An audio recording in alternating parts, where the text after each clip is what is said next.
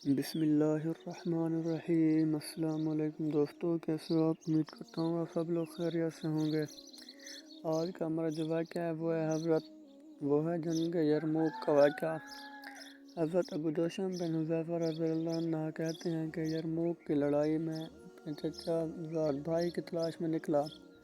وہ لڑائی میں شریک تھے اور ایک مشکل پانی کا میں نے اپنے ساتھ لیا کہ ممکن ہے وہ پیاسے ہوں تو پانی پلاؤں۔ اتفاق سے ایک جگہ اس جگہ پر پڑے ہوئے تھے کہ دم توڑ رہے تھے اور جان کنی شروع تھی۔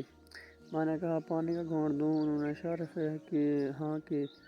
اتنے میں دوسرے صاحب میں جو قریب ہی پڑے تھے اب مرنے کے قریب تھے کی میرے چچا بھائی نے آواز سنی تو مجھے ان کے پاس جانے کا اشارہ کیا۔ میں ان کے پاس پانی لے کر گیا۔ وہ ہشام بن ابی عاص تھے۔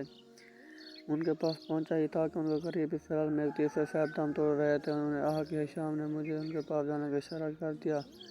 ان میں کے پاس پانی لے کر گیا تو ان کا دم نکل چکا تھا۔ ہشام کے پاس آیا تو وہ بھی جہاں بھاگ ہو چکے تھے۔ ان کے پاس اپنے بھائی کے پاس لڑا تو اتنے میں وہ بھی رخصت ہو چکے تھے۔